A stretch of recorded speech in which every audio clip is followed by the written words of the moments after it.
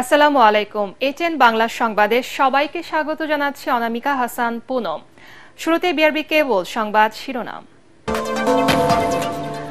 আদালত অবমাননার দায়ে সাবেক প্রধানমন্ত্রী শেখ হাসিনার ৬ মাসের কারাদণ্ড। আশুলিয়ায় মরদেহ পোড়ানোর মামলার অভিযোগ আমলে নিল ট্রাইব্যুনাল। গণতন্ত্রের ভিত্তি রচনায় রাষ্ট্র সংস্কারে অনেক ছাড় দেওয়া হয়েছে, সব ইস্যুতে সমঝোতা নয়, হুঁশিয়ারি তারেক রহমানের। জনগণের প্রত্যাশাকে সবচেয়ে বেশি প্রাধান্য দেয় বিএনপি। ভারতের দালালির দিন শেষ, হুঁশিয়ারি নাহিদ ইসলামের। সীমান্তে আরেকটি হত্যাকাণ্ড মেনে নেওয়া হবে না। তিস্তা মহাপরিকল্পনা নিয়ে টালবাহানা নয়। তত্ত্বাবধায়ক সরকার ব্যবস্থা পুনঃপ্রবর্তন চায় সব রাজনৈতিক দল। ঐকমত্যে পৌঁছানোর বিষয়ে আশাবাদ আলী রিয়াজের।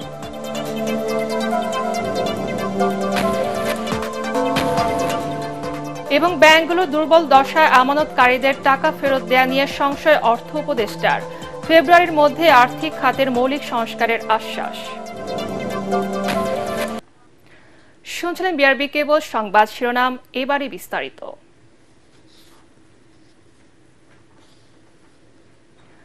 ক্ষমতাচ্যুত প্রধানমন্ত্রী শেখ হাসিনাকে আদালত অবমাননার অভিযোগে ৬ মাসের কারাদণ্ড দিয়েছে আন্তর্জাতিক অপরাধ ট্রাইব্যুনাল। একই মামলায় গাইবান্ধার গোবিন্দগঞ্জের ছাত্রলীগ নেতা শাকিল আকন্দ বুলবুলকে দেয়া হয়েছে ২ মাসের কারাদণ্ড।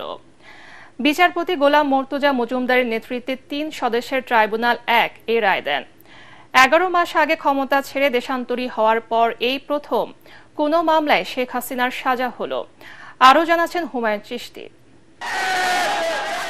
গেল বছর আগস্টে ছাত্র জনতার গণ অভ্যুত্থানের মুখে দেশ ছেড়ে পালিয়ে ভারতে আশ্রয় নেন সে সময়কার প্রধানমন্ত্রী শেখ হাসিনা। এরপর দেশজুড়ে তার বিরুদ্ধে হত্যাকাণ্ড ও মানবতাবিরোধী অপরাধের ২ শতাধিক মামলা হয়। এরই মধ্যে গত অক্টোবরে গাইবান্ধার যুবলীগ নেতা শাকিল আকন্দ বুলবুলের সাথে শেখ হাসিনার ফোন আলাপ ভাইরাল হয় সামাজিক যোগাযোগ মাধ্যমে। ফোন আলাপের সময় তার বিরুদ্ধে মামলাকারীদের হুমকি দিতে শোনা যায়। ফরেনসিক পরীক্ষায় ফোন আলাপটির সত্যতাও পাওয়া যায়। অন্তত ২২৭ জনকে মারার লাইসেন্স পেয়ে গেছি। বেশি মামলা করলে লাভ নেই, আমার বাড়ি যদি পড়ে তোদেরও পড়বে। সেই ঘটনার পরিপ্রেক্ষিতে শেখ হাসিনা ও বুলবুলের বিরুদ্ধে আদালত অবমাননার অভিযোগ তোলা হয় আন্তর্জাতিক অপরাধ ট্রাইব্যুনালে।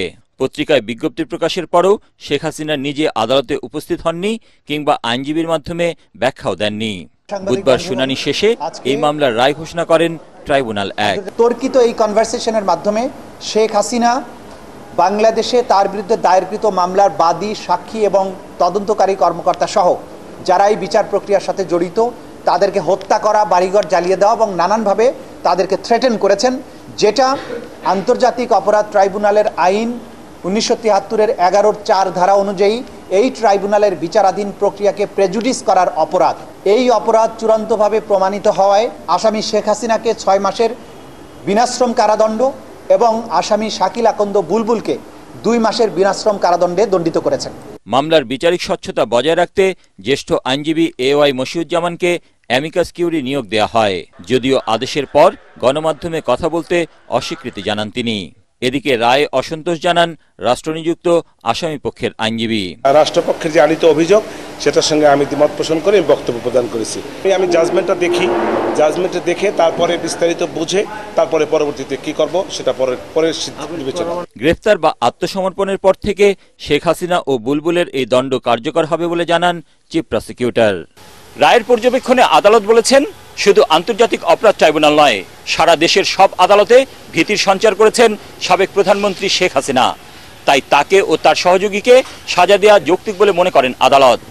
আন্তর্জাতিক অপরাধ ট্রাইব্যুনালের দেয়া রায়ে এই প্রথমবারের মতো কোনো প্রধানমন্ত্রী সাজা পেলেন, যা দেশের ইতিহাসে নজিরবিহীন।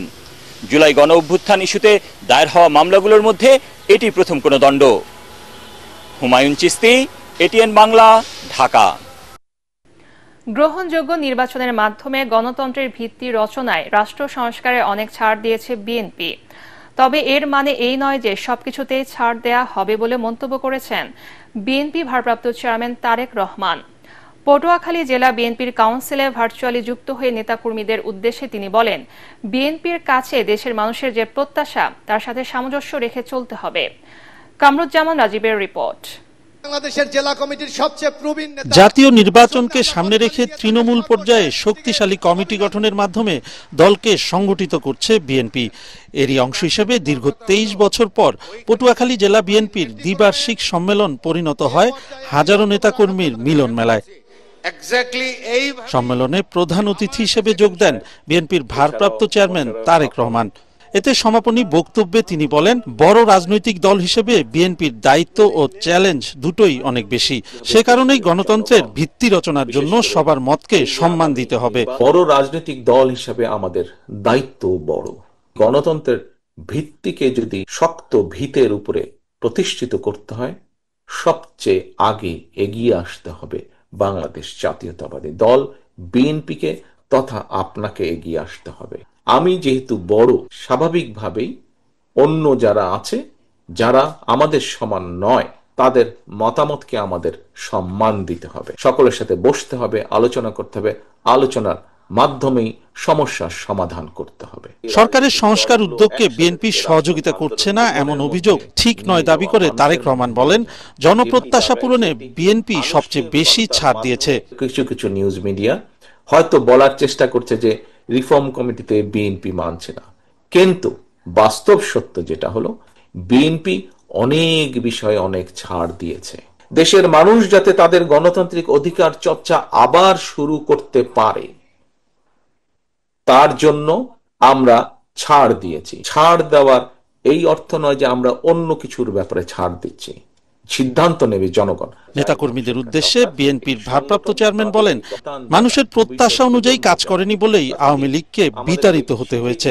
তাই এমন কোনো কাজ করা যাবে না যা মানুষ পছন্দ করে না। প্রিয় সহকর্মীবৃন্দ, আপনাদের সাথে শীঘ্রই ইনশাল্লাহ দেশের মাটিতে ইনশাল্লাহ দেখা হবে। কামরুজ্জামান রাজীব, এটিএন বাংলা। এই দেশে ভারতের দালালির দিন শেষ বলে সাফ জানিয়েছেন জাতীয় নাগরিক পার্টি এনসিপির আহ্বায়ক নাহিদ ইসলাম। জুলাই পদযাত্রার দ্বিতীয় দিনে কুড়িগ্রামে পথসভায় হুঁশিয়ারি দিয়ে তিনি বলেন, সীমান্তে আর একটি হত্যাকাণ্ড মেনে নেওয়া হবে না। এ সময় তিস্তা মহাপরিকল্পনা বাস্তবায়নে কোনো টালবাহানা না করার আহ্বান জানান এনসিপি নেতারা। মাজহারুল হক মুহাজিরের রিপোর্ট, ক্যামেরায় ছিলেন এমদাদুল হক।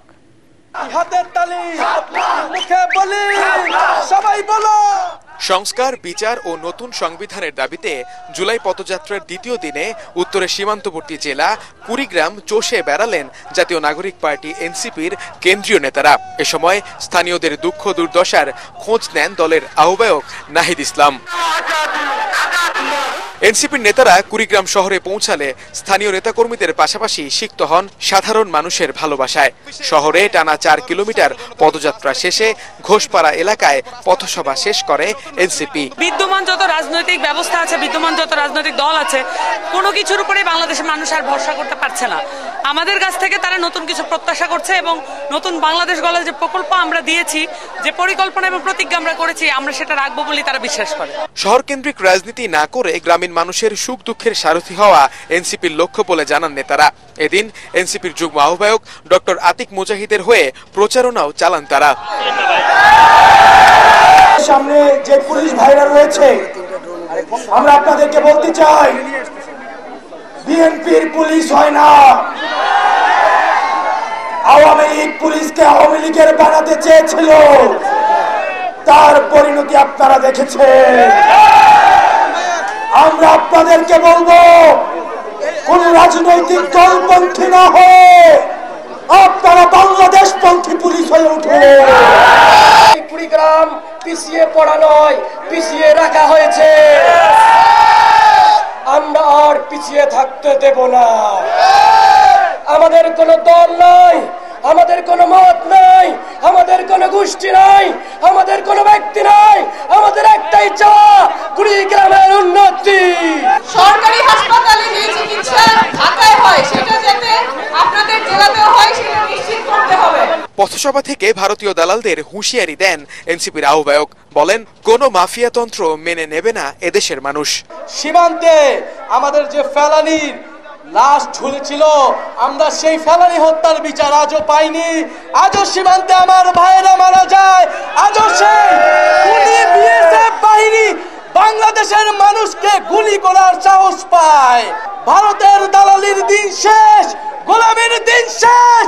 এবার আগামীর বাংলাদেশ আমাদের স্বাধীনতার দেশ, আমাদের মর্যাদার বাংলাদেশ। আমরা আর মেনে নিব না। গত 50 বছর আমরা মেনে নিয়েছি, আমরা সীমান্তে আর একটি হত্যাকাণ্ড মেনে নেব না। পদযাত্রা থেকে আগামী 3রা আগস্ট কেন্দ্রীয় শহীদ মিনারে জড়ো হতে উত্তরের বাসিন্দাদের আহ্বান জানান এনসিপি নেতারা।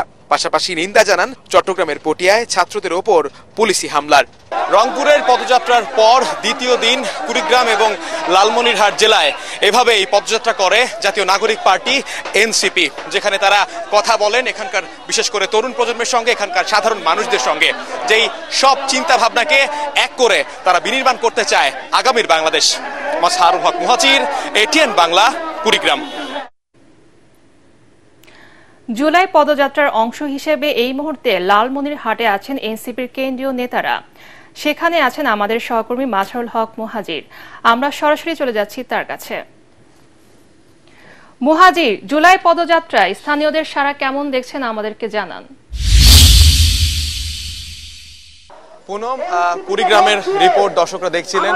কুড়িগ্রামে যে ব্যাপক সাড়া ছিল সেই অর্থে লালমনিরহাটে তেমন সাড়া না পেলেও এখানকার সাধারণ মানুষ এই যে পথযাত্রা সেখানে যুক্ত হয়েছেন। আমরা দেখতে পাচ্ছি এনসিপির সমর্থকরা রয়েছেন, উৎসুক জনতা রয়েছেন এবং ট্রাকের মধ্যে একটা অস্থায়ী মঞ্চ করে সেখানে এখন বক্তব্য রাখছেন এনসিপির এই লালমনিরহাট জেলার যারা রয়েছেন তারা, এবং কেন্দ্রীয়ভাবেও যারা লালমনিরহাটের বা উত্তরাঞ্চলে তারা বক্তব্য রাখছিলেন। এবং আমরা দেখতে পাচ্ছিলাম যে পুরো কুড়িগ্রাম থেকে বের হওয়ার পর এনসিপি নেতারা রাস্তায় রাস্তায় জনসংযোগ করছিলেন, এলাকার মানুষের সঙ্গে কথা বলছিলেন, সেখানেও তারা চা খাচ্ছিলেন একসাথে, সেখানে তারা জানতে চাচ্ছিলেন মানুষের চিন্তা ভাবনার কথা। এবং একই সাথে লালমনিরহাটের মিশন মোড়ে এখন তারা অবস্থান নিচ্ছেন এবং মিশন মোড়ের অবস্থানের পর আজকে দ্বিতীয় দিনের মতো তাদের যে পদযাত্রা সেটা শেষ হবে এবং আগামীকাল থেকে তারা আবার নীলফামারী, পঞ্চগড় এই দুটো জেলায় যাওয়ার কথা রয়েছে। পুনঃ আপনাকে আরেকটা বিষয় জানিয়ে রাখতে চাই, এখানে কিন্তু সেই চিরচেনা মুখগুলো রয়েছে, সেই নাহিদ ইসলাম, সার্জিস আলম থেকে শুরু করে যারা রয়েছেন এনসিপির নারী নেতৃত্বে যারা রয়েছেন তারা রয়েছেন এবং সবাই কিন্তু সেই চিরচেনা একটা কথাই বলছে যে তারা কোনো দলকে বসানোর জন্য এই অভ্যুত্থান করেনি। তারা আসলে একটা নতুন বাংলাদেশ চায়, যে বাংলাদেশে আসলে সব ধরনের যে অতীতের আওয়ামী লীগের যে আচরণ, সেই আওয়ামী লীগের আচরণ আসলে তারা আর কোনো দলের মধ্যে দেখতে চায় না এবং তারা একটা নতুন রাজনৈতিক বন্দোবস্তের কথা বলে আসে। এবং পুরো পথযাত্রায় আমরা এই এনসিপিকে দেখতে পাচ্ছি যে এই সব বিষয়গুলো নিয়েই তারা কথা বলছেন এবং পাশাপাশি তারা তাদের যে দলীয় প্রতীক চাওয়া হয়েছে শাপলা প্রতীকের বিষয়টা নিয়েও তারা স্লোগান তুলছেন, কথা বলছেন এবং অনেকেই ব্যানার লিখে নিয়ে এসেছেন শাপলা প্রতীক চাই। এরকম নানান ধরনের কার্যক্রম কিন্তু আমরা দেখতে পাচ্ছি যে অভ্যুত্থান পরবর্তী দল জাতীয় নাগরিক পার্টি এনসিপি তারা এই কার্যক্রমগুলো করছে এবং আর কিছুক্ষণের মধ্যেই এই সংক্ষিপ্ত সমাবেশ শেষ হবে। শেষ হলে তারা হয়তো বা একটা গতকালকের মতো তারা একটা পথ মিছিল করবে, সেই মিছিলটার বিস্তৃতি লালমনিরহাট জেলা শহরগুলোতে থাকবে। তারা সেখানেই পথযাত্রাটি শেষ করে তারা আজকে দ্বিতীয় দিনের মতো তাদের কার্যক্রম শেষ করবেন এবং পাশাপাশি তারা আগামীকালকের যে আয়োজনে থাকবে সেই এই চিরচেনা মুখগুলোই আগামীকাল রংপুর বিভাগের অন্যতম আরো 2 জেলা, সেই জেলাগুলোতে যাবেন। পুনম, এই পর্যন্ত আমার কাছে এই ছিল সর্বশেষ তথ্য। ধন্যবাদ মুহাজির। সংস্কার ও নির্বাচন পদ্ধতি নিয়ে বিতর্ক সৃষ্টি করে একটি পক্ষ রাজনৈতিক ঐক্য প্রক্রিয়াকে বাধাগ্রস্ত করতে চাইছে বলে অভিযোগ করেছেন বিএনপির স্থায়ী কমিটির সদস্য নজরুল ইসলাম খান। ময়মনসিংহ দক্ষিণ জেলা বিএনপির নতুন দায়িত্ব পাওয়া নেতাদের নিয়ে দলের প্রতিষ্ঠাতা সাবেক রাষ্ট্রপতি জিয়াউর রহমানের সমাধিতে শ্রদ্ধা নিবেদন শেষে তিনি এই কথা বলেন। নজরুল ইসলাম আরও বলেন, গণতন্ত্র প্রতিষ্ঠার যে লক্ষ্য নিয়ে স্বৈরাচারের পতন ঘটানো হয়েছে তা এখনও অর্জিত হয়নি। মানবিক, গণতান্ত্রিক, আধুনিক বাংলাদেশ গড়ে তুলতে হলে জনগণের ভোটে নির্বাচিত সরকার প্রতিষ্ঠা করতে হবে। তিনি বলেন, প্রত্যেকটি রাজনৈতিক দলের নিজস্ব মতামত, নীতি, আদর্শ, উদ্দেশ্য থাকবে, এটি স্বাভাবিক। তবে দেশের স্বার্থে সবাইকে এক হয়ে কাজ করতে হবে। প্রত্যেকটা রাজনৈতিক দলের নিজস্ব মতামত থাকতেই পারে। বাংলাদেশের সব রাজনৈতিক দল আমাদের সমর্থন করবে বা আমরা তাদের সবাইকে আপন ভাববো এমন কোনো মনে করার কারণ নাই। আমরা সেই জন্য মনে করি এই মুহূর্তের প্রধান কাজ শহীদদের আকাঙ্ক্ষা পূরণের লক্ষ্যে একটা মানবিক, একটা গণতান্ত্রিক, একটা প্রগতিশীল আধুনিক বাংলাদেশ গড়ার লক্ষ্যে জনগণের শাসন কায়েম, আর সেটা শুধুই ভোটের মাধ্যমে সম্ভব। জাতিসংঘকে তথ্য বিকৃতি বা মিথ্যা সংবাদের বিরুদ্ধে কার্যকর ব্যবস্থা নিতে এবং গণমাধ্যমে আত্মনিয়ন্ত্রণমূলক নীতিমালা প্রচারে ভূমিকা রাখার আহ্বান জানিয়েছেন প্রধান উপদেষ্টা ডক্টর মোহাম্মদ ইউনূস। রাষ্ট্রীয় অতিথি ভবন যমুনায় ইউনেস্কোর বাংলাদেশ প্রতিনিধি সুশান ভাইস এবং সংস্থার জ্যেষ্ঠ প্রকল্প কর্মকর্তা মেহেদি বেনশেলা প্রধান উপদেষ্টার সঙ্গে সাক্ষাৎ করেন। এ সময় তারা বাংলাদেশে গণমাধ্যমের স্বাধীনতা ও বৈচিত্র্যময়তা নিয়ে ইউএনডিপি ও ইউনেস্কোর যৌথ প্রতিবেদন প্রকাশের আগে মত বিনিময় করেন। প্রধান উপদেষ্টা বলেন, ভুয়া খবর ও তথ্য বিকৃতি এখন বড় সমস্যা। দেশি বিদেশি উভয় জায়গা থেকে মিথ্যা তথ্য ছড়ানো হচ্ছে। শুধু সরকারের সঙ্গে নয়, জাতিসংঘকে গণমাধ্যমের সঙ্গে আলোচনার তাগিদ দেন তিনি। এ সময় ইউনেস্কোর প্রতিনিধি সুশান ভাইস জানান, বৃহস্পতিবার প্রকাশিতব্য প্রতিবেদনে গণমাধ্যমের আত্মনিয়ন্ত্রণ ও আন্তর্জাতিক মানদণ্ড অনুযায়ী নীতিমালা বাস্তবায়নের সুপারিশ থাকবে।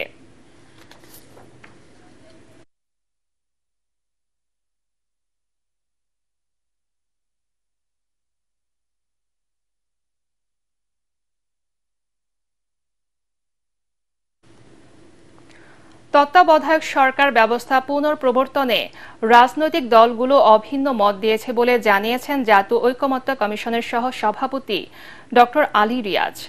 রাজধানীর ফরেন সার্ভিস একাডেমিতে রাজনৈতিক দলগুলোর সাথে দ্বিতীয় দফায় ৮ম দিনের সংলাপ শেষে কথা বলেন তিনি। জুলাইয়ের মাঝামাঝি বা তৃতীয় সপ্তাহে ঐকমত্যে পৌঁছানোর বিষয়ে আশাবাদ জানান আলী রিয়াজ। মনির হোসেন তোপর রিপোর্ট।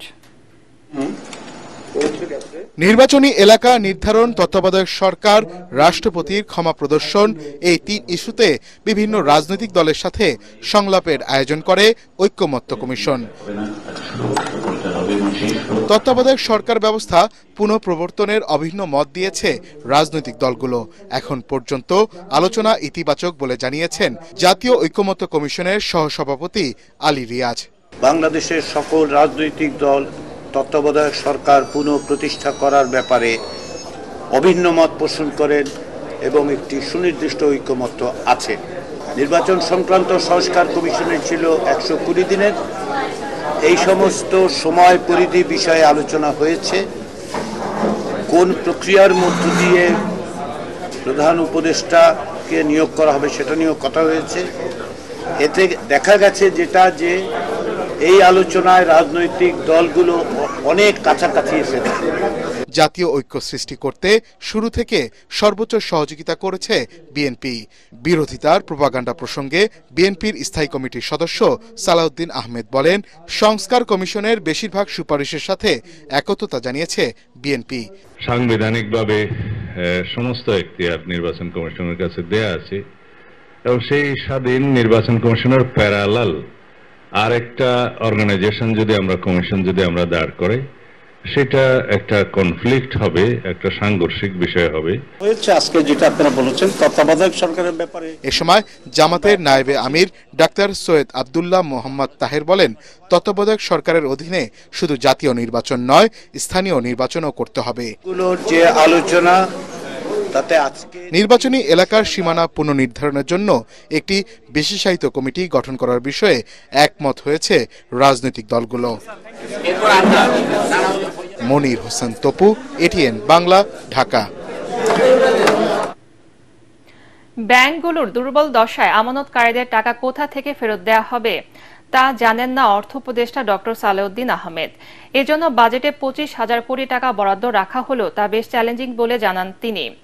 রাজধানীর পল্টনে এক অনুষ্ঠানে উপদেষ্টা বলেন, ফেব্রুয়ারির মধ্যে আর্থিক খাতের মৌলিক সংস্কারগুলো করে যেতে চান তারা।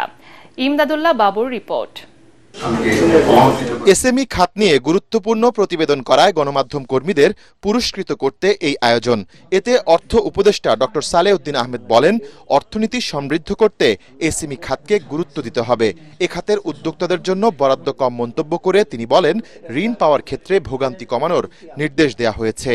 আর্থিক ব্যবস্থাপনা, হিসাব বিধান, স্বচ্ছতা, এটা তো কম্প্রোমাইজ করা যাবে না। অর্থ উপদেষ্টা আরও বলেন, সরকারের হাতে যতদিন সময় আছে এর মধ্যেই আর্থিক খাত ঢেলে সাজানো হবে। আমাদের সময় তো আরেকটু কমে যাচ্ছে ফেব্রুয়ারির মধ্যে, তো আমরা কিছু কিছু রিফর্ম করব, কিছু কিছু রিফর্ম আমি অর্থনীতিতে বলছি। আরেকটা দিক আছে পলিটিক্যাল রিফর্ম, সেটা আমার ইসে না। আমি বলেছি যে যেমনি হোক আমি রিফর্ম করে কিছুটা ডিসেম্বরের মধ্যে করতে হবে, মেজর রিফর্ম, যেটা অলরেডি শুরু হয়েছে। ব্যাংক করবে, ব্যাংকের তো একটা সময় লাগবে, কারণ ব্যাংক রিস্ট্রাকচার করা সময়ের ব্যাপার। এনবিআর এর আন্দোলনের কারণে সরকার আন্তর্জাতিক মহলে বিব্রত বলেও জানান অর্থ উপদেষ্টা।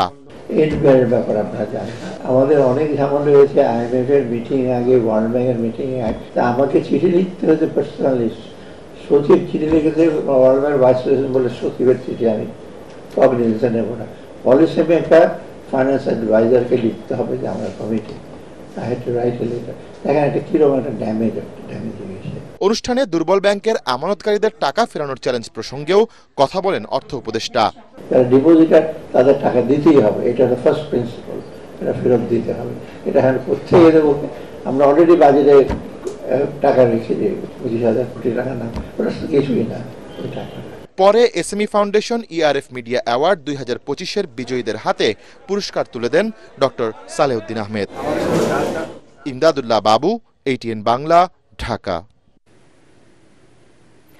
চট্টগ্রাম বন্দরে নিউ মোরিং কন্টেইনার হ্যান্ডলিং এর দায়িত্ব পেতে যাচ্ছে দুবাইয়ের ডিপি ওয়ার্ল্ড কোম্পানি। তার আগে 6 মাস দায়িত্ব পালন করবে নৌবাহিনী। উপদেষ্টা এসব তথ্য জানিয়ে বলেন, বিদেশি কোম্পানিকে দিলেও নিরাপত্তার কোনো সমস্যা হবে না, বাংলাদেশের জনবল দিয়ে পরিচালনা করতে হবে। বন্দর চেয়ারম্যান জানান, ডিপি ওয়ার্ল্ডকে কাজ দিলে বন্দরের আয় বাড়বে, কমবে জাহাজ ও কন্টেইনার বহনের খরচ। রিপোর্টে জানাচ্ছেন মাহবুব কবির চপল। এতদিন চট্টগ্রাম বন্দরের নিউ মোরিং কন্টেনার হ্যান্ডেলিংয়ের দায়িত্ব পালন করে আসছিল সাইফ পাওয়ার টেক। 7 জুলাই তাদের চুক্তি শেষ হচ্ছে, ফলে আগামী 6 মাসের জন্য নৌবাহিনীকে দায়িত্ব দিচ্ছে বন্দর কর্তৃপক্ষ। অল্প সময়ের জন্য আমরা যেটা পোর্টকে সাজেস্ট করেছি যে নেভিকে দেওয়া হোক, নেভি যেই অর্গানাইজ করুক না কেন, পোর্টের থেকে কোনো কারো চাকরি যাচ্ছে না। 6 মাস পর চট্টগ্রাম বন্দরের দায়িত্ব পেতে পারে দুবাইয়ের ডিপি ওয়ার্ল্ড লজিস্টিক কোম্পানি। এরই মধ্যে তাদের সাথে আলোচনা অনেক দূর এগিয়েছে বলে জানান নৌ পরিবহন উপদেষ্টা।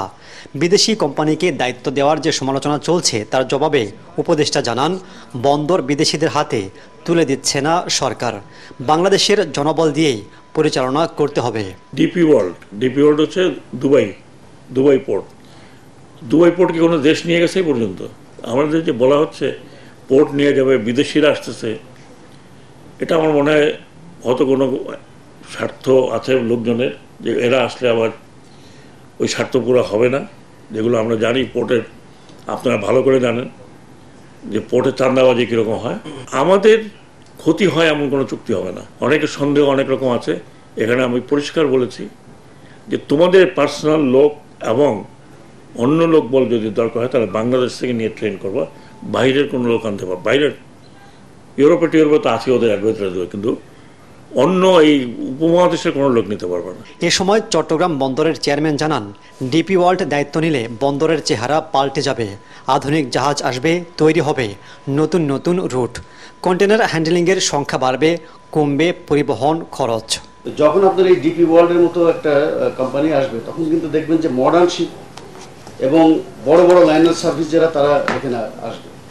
এতে করে কি হবে, পোর্টের এক নম্বর হলে এফিসিয়েন্সি বাড়বে, আর দ্বিতীয়ত হলো যে আমাদের এখন যে টার্ন অ্যারাউন্ড টাইমটা, এটা দেখবেন যে অনেক তারা এফিসিয়েন্ট করে কমে নিয়ে আসবে। অ্যান্ড থার্ড ওয়ান হলো যে তারা নতুন নতুন রুট তৈরি করতে পারবে। এতে করে কি হবে, জাহাজের যেমন ভাড়া কমে যাবে, একইভাবে আপনার কন্টেনারের ভাড়া কমে যাবে। আমাদের জাহাজের ভাড়া এবং কন্টেনারের ভাড়া কিন্তু এই উপমহাদেশের ভিতরে সবচেয়ে বেশি। কেন বিদেশিদের মধ্যে ডিপি ওয়ার্ল্ডকে কাজ দেয়া হচ্ছে তার কারণ জানান নৌ পরিবহন উপদেষ্টা। দুবাই যে এখান থেকে আরো লোক তারা নিচ্ছে, আমাকে বলছে 400 ইঞ্জিনিয়ার নেবে। দুবাইতে আমাদের নিজস্ব লোক আছে 11 লক্ষ, তারা রেমিটেন্স পাঠাচ্ছে। তো পোর্ট কোথায় আমি তো বুঝতে পারছি না। আমি যখন দেখি আমি হাসি যে বিদেশিরা নিয়ে গেল পোর্ট। মংলা বন্দরকেও আপডেট করা হবে বলে জানান তিনি।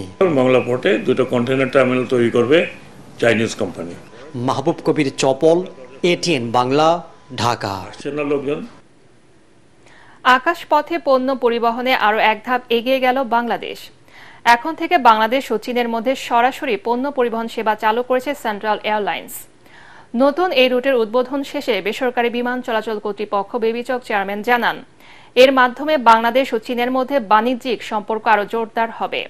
তরিক ইসলামের রিপোর্ট। দুপুর 12:15 ঢাকার হযরত শাহজালাল আন্তর্জাতিক বিমানবন্দরে অবতরণ করে চীনের উহু হুয়ানজু থেকে ছেড়ে আসা সেন্ট্রাল এয়ারলাইন্সের কার্গো বিমান। এখন থেকে সপ্তাহে 5টি ফ্লাইটের মাধ্যমে ঢাকা ও চীনের মধ্যে সরাসরি পণ্য পরিবহন সম্ভব বলে জানান বিমান কোম্পানির এই প্রতিনিধি। আমরা যখন উহু এয়ারপোর্ট থেকে ঢাকায় আসব তখন আমাদের আরএমজি সেক্টরের জন্য যত প্রকার অ্যাক্সেসরিজ আরও আদার্স পণ্য যেগুলো বাংলাদেশের জন্য প্রয়োজনীয় সেই দ্রব্যাদি আসবে এবং ঢাকা থেকে যখন আমরা এই এয়ারক্রাফটটি ফেরত যাবে তখন বাংলাদেশ থেকে আমাদের যে কাঁকড়া এবং ইলফিশ এগুলো আমরা এক্সপোর্ট করব, যেটা আমাদের দেশের জন্য বৈদেশিক মুদ্রা আহরণ করবে। নতুন এই রুট চালুর মাধ্যমে কার্গো সক্ষমতা আরও বাড়ল বলে জানান বেবিচক চেয়ারম্যান। আমরা নতুন কার্গো এয়ারলাইন্স বা কার্গো অপারেশনসে যদি আনতে চাই কোম্পানি, আমরা আমাদের সর্বোচ্চ সাহায্য সহযোগিতা তাদেরকে করব।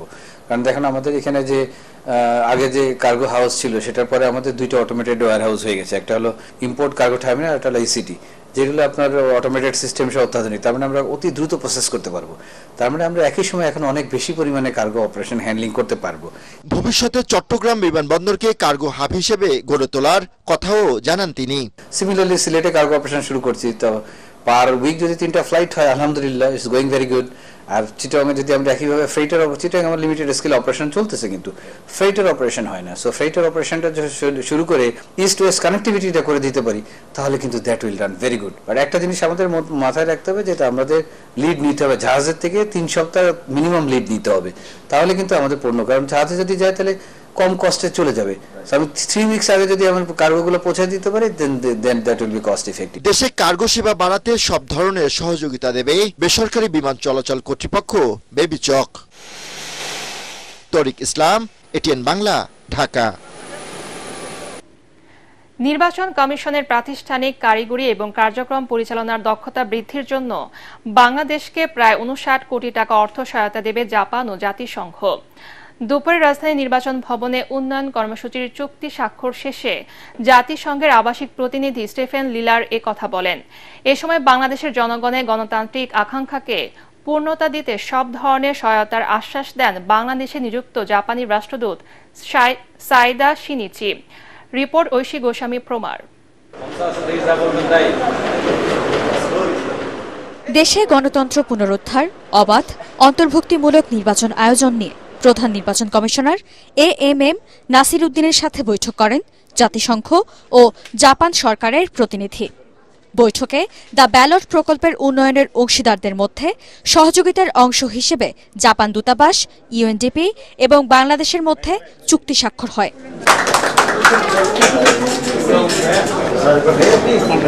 স্বাক্ষর পর্ব শেষে গণমাধ্যম কর্মীদের মুখোমুখি হন বাংলাদেশে নিযুক্ত জাপানের রাষ্ট্রদূত। তিনি বলেন, জাপান বাংলাদেশের জনগণের গণতান্ত্রিক আকাঙ্ক্ষা পূরণে সব ধরনের সহায়তা দিয়ে যাবে। Bangladesh is at a critical juncture in its democratic journey, and we believe that free, fair, and inclusive elections are essential to building a more peaceful and resilient society. নির্বাচন কমিশনের প্রাতিষ্ঠানিক, কারিগরি এবং কার্যক্রম পরিচালনার দক্ষতা বৃদ্ধির জন্য জাপান ও জাতিসংঘ যৌথভাবে অর্থ সহায়তা দেবে বলে জানান বাংলাদেশে জাতিসংঘের আবাসিক প্রতিনিধি Stephen লিলার। 3 UN agencies will have a key role in the implementation of this program: UNDP, UN Women, and UNESCO. But it will also work with all the partners that are part of the electoral ecosystem, including civil society organizations. এর আগে নির্বাচন কমিশনের senior সচিব আক্তার আহমেদ জানান, NID নিয়ে ভোগান্তির দিন শেষ। তুলে ধরেন এনআইডি সংক্রান্ত আবেদন ও নিষ্পত্তি নিয়ে যাবতীয় তথ্য। 6 মাসে আবেদনের সংখ্যা কমানো গেছে এবং এটা গ্র্যাজুয়ালি, আমার ধারণা আগামী 3 মাসের ভিতরে আরও এটা কমে 0 হবে না, কিন্তু অন্ততপক্ষে একটা সংখ্যাগত অবস্থানে যেখানে দাঁড়াবে সেটাতে আমরা বলতে পারবো যে হ্যাঁ এটা স্যাটিসফ্যাক্টরি, এবং এটা নিয়ে মানুষের হয়রানির অভিযোগগুলো আর থাকবে না। পরে পছন্দের দলীয় প্রতীক শাপলা পেতে সিএসসির সাথে সাক্ষাৎ করে নাগরিক ঐক্য। এই প্রতীকটা তাদের জন্য বরাদ্দ হয়ে গেছে। ঐশী গোস্বামী, প্রমা, এটিএন বাংলা, ঢাকা। একই পতিত আওয়ামী সরকার নির্বাচনের জন্য ইলেকট্রনিক ভোটিং মেশিন ইভিএম এর মাধ্যমে রাষ্ট্রের প্রায় 4,000 কোটি টাকা নষ্ট করেছে। এমন অভিযোগের ভিত্তিতে নির্বাচন কমিশনের 3 কর্মকর্তাকে জিজ্ঞাসাবাদ করেছে দুদক। এদিকে ঋণের নামে প্রায় 270 কোটি টাকা আত্মসাতের অভিযোগে এস আলম, পিকে হালদার সহ 15 জনের বিরুদ্ধে মামলা করেছে সংস্থাটি। খায়রুল ইসলামের রিপোর্ট। সাবেক প্রধান নির্বাচন কমিশন KM নুরুল হুদার সময় 3,825 কোটি 24 লাখ টাকা ব্যয়ে ইভিএম প্রকল্প চালু করে নির্বাচন কমিশন। মেশিনগুলোর জীবনকাল কমপক্ষে 10 বছর ধরা হলেও তার আগেই নষ্ট হয় বেশিরভাগ যন্ত্র। পট পরিবর্তনের পর ইভিএম প্রকল্পের বাস্তব চিত্র দেখতে জানুয়ারিতে অভিযান চালায় দুদক। অভিযানে অধিকাংশ মেশিন নিম্নমানের বলে প্রমাণ মেলে। অন্তত 1600 মেশিনের হদিস মেলেনি। এর প্রেক্ষিতে নির্বাচন কমিশনের তৎকালীন টেকনিক্যাল শাখার কর্মরত 3 কর্মকর্তাকে জিজ্ঞাসাবাদ করছে সংস্থাটি। টেকনোলজি ভেরিফাই করতে পারতো, ইট ইজ এ গুড একটা সাইট ছিল, বাট আরো স্মার্ট করা যেত। আমরা এখানে আসছি শুধুমাত্র টেকনিক্যাল যে প্রাইসিংটা ছিল যেটা হয়েছে এই বিষয় নিয়ে আমাদের সাথে আলোচনা করেছে, এছাড়া অন্য বিষয় না। পুরো সময়টাই আমি টেকনিক্যাল পার্টে ছিলাম, প্রাইসিং কি অ্যাডমিনিস্ট্রেটিভ সাইডে কি হচ্ছে এগুলো আমাদের একদমই জানা ছিল না। এদিকে ঋণের নামে প্রায় 270 কোটি টাকার বেশি আত্মসাৎ এবং 90 কোটি টাকা মানি লন্ডারিং এর অভিযোগে এস আলম গ্রুপের chairman Saiful Alam, NRB global ব্যাংকের সাবেক MD পিকে হালদার সহ 15 জনের বিরুদ্ধে পৃথক 3টি মামলা করেছে দুদক। প্রতারণা ও জালিয়াতির মাধ্যমে ভুয়া কাগজপত্র সৃজন করে ঋণ প্রস্তাব প্রস্তুত ও ঋণ অনুমোদন। পরবর্তীতে জনাব মোহাম্মদ সাইফুল আলম, চেয়ারম্যান এস আলমের স্বার্থ সংশ্লিষ্ট এস আলম সুপার এডিবল অয়েলে স্থানান্তর, রূপান্তর এবং হস্তান্তর করার অপরাধ অনুসন্ধানকালে প্রমাণিত হয়েছে। এদিন দুদকের আবেদনে শেখ হাসিনার সামরিক উপদেষ্টা তারেক সিদ্দিকী ও তার বোন শেখ রেহেনার স্বামী শফিক সিদ্দিকের গাজীপুরের 1500 কোটি টাকার সম্পদ জব্দের আদেশ দিয়েছে আদালত। খায়রুল ইসলাম, এটিএন বাংলা, ঢাকা। বিগত সরকারের দুর্নীতি ও অসম চুক্তির কারণে মালয়েশিয়ার শ্রমবাজার বাধাগ্রস্ত হচ্ছে। একই সাথে ভাষা শিক্ষা ও দক্ষতা অর্জনের মাধ্যমে জাপান বাংলাদেশের অন্যতম শ্রমবাজার হতে পারে বলে মন্তব্য করেছেন প্রবাসী কল্যাণ ও বৈদেশিক কর্মসংস্থান উপদেষ্টা আসিফ নজরুল। সকালে রাজধানীর আন্তর্জাতিক মাতৃভাষা ইনস্টিটিউটে এক সেমিনারে তিনি এসব কথা বলেন। এ সময় দেশের সকল টিটিসিতে জাপানি ভাষা শিক্ষা, আর্থিক সহায়তা ও মন্ত্রণালয়ের সেবা সহজীকরণের দাবি জানান এ খাত সংশ্লিষ্টরা। তরিক ইসলামের আরেকটি রিপোর্ট। জাপানে কর্মী পাঠানোর সম্ভাবনা ও চ্যালেঞ্জ নিয়ে আলোচনা করতেই সেমিনারের আয়োজন করে প্রবাসী কল্যাণ ও বৈদেশিক কর্মসংস্থান মন্ত্রণালয়। অংশ নেয় জনশক্তি রপ্তানিকারকদের সংগঠন বাইরা, বিএমইটি ও এখাত সংশ্লিষ্টরা। যে আপনারা কত সময় আমাদেরকে এই ফাইন্যান্সিয়াল ম্যাটারটা শেষ করবেন। এই সময় জাপানে জনশক্তি রপ্তানির বিভিন্ন সমস্যা ও সীমাবদ্ধতার কথা তুলে ধরেন বক্তারা। প্রাইভেট সেক্টরটাকে আপনারা যদি এসএসডব্লিউ বা অন্যান্য ক্যাটাগরির সাথে, বিএমইটির সাথে যদি সম্পৃক্ত করেন, কতটা টিটিসিতে আমাদের এই জাপানি ল্যাঙ্গুয়েজটা বর্তমানে শেখানো হচ্ছে। সেমিনারে সরকারের বিভিন্ন মন্ত্রণালয়ের মাঝে সমন্বয়হীনতার কথা তুলে ধরেন প্রধান উপদেষ্টার বিশেষ দূত লুৎফে সিদ্দিকী। তুলে ধরেন জাপানের শ্রমবাজারের সম্ভাবনা। ওদের যে ডিমান্ডটা আছে এই ডিমান্ডটা সাপ্লাই করার মতো আমাদের চেয়ে বেশি পটেনশিয়াল আর কোনো দেশের নাই। এটা যদি এখন আমরা এই ডিমান্ডটাকে আমরা সাপ্লাই না করতে পারি তাহলে এটা এন্টায়ারলি আমাদের ব্যর্থতা হবে। অনুষ্ঠানের প্রধান অতিথি আসিফ নজরুল জানান, পাবলিক প্রাইভেট পার্টনারশিপের মাধ্যমে জাপানে দক্ষ জনবল পাঠাবে বাংলাদেশ। মালয়েশিয়াতে আগামী 1 বছরে বাংলাদেশ থেকে খুব বেশি হলে 30 থেকে 40 হাজার লোক নিবে। আমাদের এখানে যারা অভিবাসনে কাজ করে তারা খুবই মুখরোচক জিনিস বলতে বেশি পছন্দ করে। আমার মূল সমস্যা হচ্ছে মধ্যস্বত্বভোগী। আমার মূল সমস্যা হচ্ছে হিউজ আননেসেসারি একটা হিউজ ডিমান্ড যে আমার বিদেশে চাকরি পাইতেই হবে। কেন পাইতেই হবে? আপনি যদি ওখানে 10 লক্ষ টাকা খরচ করে যায় রাস্তা রাস্তা কান্নাকাটি করেন, তার চেয়ে 10 লক্ষ টাকা দিয়ে আপনি দেশে একটা ক্ষুদ্র উদ্যোক্তা হন না কেন? আগামী 5 বছরে জাপানে বিভিন্ন খাতে 1 লাখের বেশি কর্মী পাঠাতে চায় বাংলাদেশ। তরিক ইসলাম, এটিএন বাংলা, ঢাকা। এবারে আল আরাফা ইসলামী ব্যাংক অর্থ সংবাদ।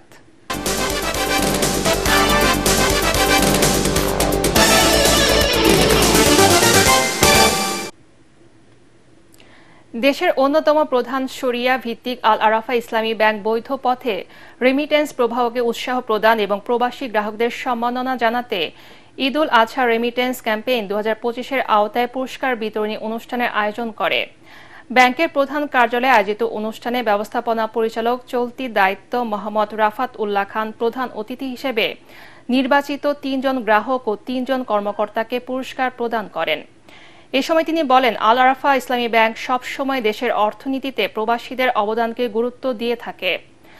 ব্যাংকের নবীনগর শাখার গ্রাহক মোহাম্মদ আবদুল্লাহ, ফেনী শাখার আমেনা আক্তার সুলতানা, যাত্রাবাড়ি শাখার মোহাম্মদ মাসুকুর রহমান, বুল্লা বাজার এজেন্ট আউটলেটের মোহাম্মদ ফৈজুল ইসলাম খান, আম্বরখানা শাখার ব্যবস্থাপক মোহাম্মদ কায়সার খান এবং নোয়াপাড়া বাজার এজেন্ট আউটলেটের মোহাম্মদ আশরাফুল আলম সম্মাননা ও পুরস্কার গ্রহণ করেন।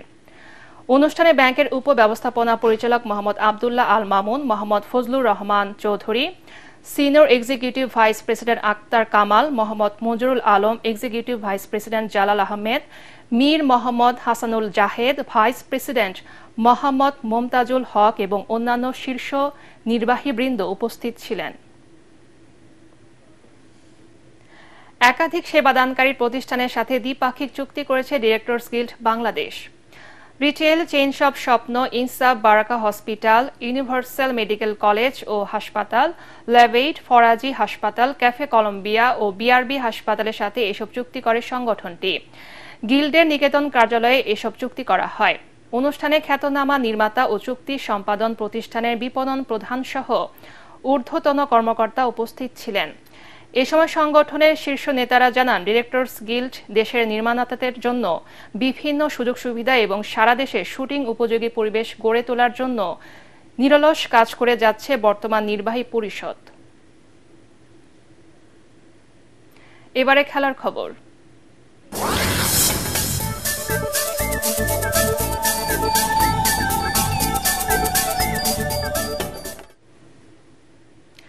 ঋতুপর্ণার জোড়া গোলে নারী এশিয়ান কাপ বাছাইয়ে মিয়ানমারকে 2-1 ব্যবধানে হারিয়েছে বাংলাদেশের মেয়েরা। এই জয়ে প্রথমবারের মতো এশিয়ান কাপের মূল পর্বে খেলার সম্ভাবনা উজ্জ্বল হয়েছে বাংলাদেশের। পরাগ আরমানের রিপোর্ট। ইয়াঙ্গুনের থুয়ান্না স্টেডিয়ামে ম্যাজিক দেখালো বাংলাদেশের নারী ফুটবলাররা, তাতে জ্বলে পুড়ে ছারখার মিয়ানমার। অন্যদিকে উল্লাস আনন্দ শুরু বাংলাদেশ শিবিরে।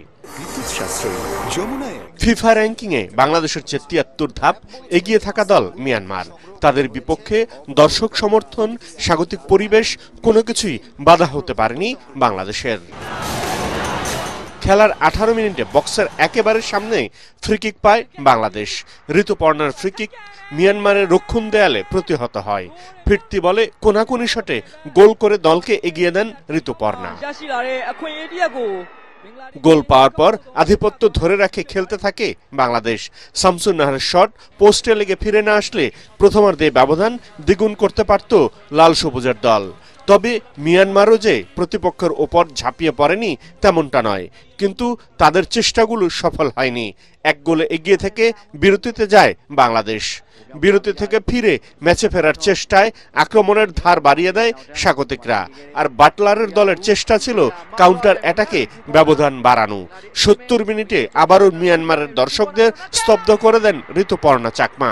অসাধারণ এক শটে ব্যবধান দ্বিগুণ করেন তিনি। নির্ধারিত সময়ের শেষ মুহূর্তে মিয়ানমার একটি গোল শোধ করলেও দলের পরাজয় ঠেকাতে পারেনি। এই জয়ে আগামী বছর অস্ট্রেলিয়ায় এশিয়ান কাপের মূল পর্বে খেলার সম্ভাবনা উজ্জ্বল হলো বাংলাদেশের। সি গ্রুপে নিজেদের শেষ ম্যাচে তুর্কমেনিস্তানকে হারাতে পারলে কিংবা ড্র করলেও প্রথমবারের মতো এশিয়ান কাপের চূড়ান্ত পর্বে খেলার স্বপ্ন পূরণ হবে বাংলাদেশের। পরাগ আরমান, এটিএন বাংলা। স্বাগতিক শ্রীলঙ্কার বিপক্ষে 245 রানে জয়ের টার্গেটে 3 ম্যাচ সিরিজের প্রথম ওয়ানডেতে ব্যাট করছে বাংলাদেশ। শেষ খবর পাওয়া পর্যন্ত টাইগারদের সংগ্রহ 1 উইকেটে 29 রান। এর আগে কলম্বোর প্রেমাদাসা স্টেডিয়ামে টস হারলেও নতুন বলে উইকেটের সুবিধা কাজে লাগিয়ে বলে 29 রানে লঙ্কানদের 3 উইকেট তুলে নেন পেসার তানজিম সাকিব ও তাসকিন আহমেদ। শেষ পর্যন্ত অধিনায়ক চারিথা আসলঙ্কার 123 বলে 106 রানের ইনিংসে 244 রানে গুটিয়ে যায় লঙ্কানরা। বাংলাদেশের বোলারদের মধ্যে তাসকিন আহমেদ 47 রানে 4টি এবং তানজিম সাকিব 46 রানে 3টি উইকেট তুলে নিয়ে স্বাগতিক শিবিরে ধস নামান। শেষ করার আগে বিআরবি কেবল সংবাদ শিরোনাম আরেকবার। আদালত অবমাননার দায়ে সাবেক প্রধানমন্ত্রী শেখ হাসিনার 6 মাসের কারাদণ্ড। আসলে মরদেহ পোড়ানোর মামলার অভিযোগ আমলে নিল ট্রাইব্যুনাল। গণতন্ত্রের ভিত্তি রচনায় রাষ্ট্র সংস্কারে অনেক ছাড় দেওয়া হয়েছে, সব ইস্যুতে সমঝোতা নয়, হুঁশিয়ারি তারেক রহমানের। জনগণের প্রত্যাশাকে সবচেয়ে বেশি প্রাধান্য দেয় বিএনপি। ভারতের দালালির দিন শেষ, হুঁশিয়ারি নাহিদ ইসলামের। সীমান্তে আর একটি হত্যাকাণ্ড মেনে নেওয়া হবে না, তিস্তা মহাপরিকল্পনা নিয়ে টালবাহানা নয়। তত্ত্বাবধায়ক সরকার ব্যবস্থা পুনঃপ্রবর্তন চায় সব রাজনৈতিক দল, ঐক্যমত্যে পৌঁছানোর বিষয়ে আশাবাদ আলী রিয়াজের।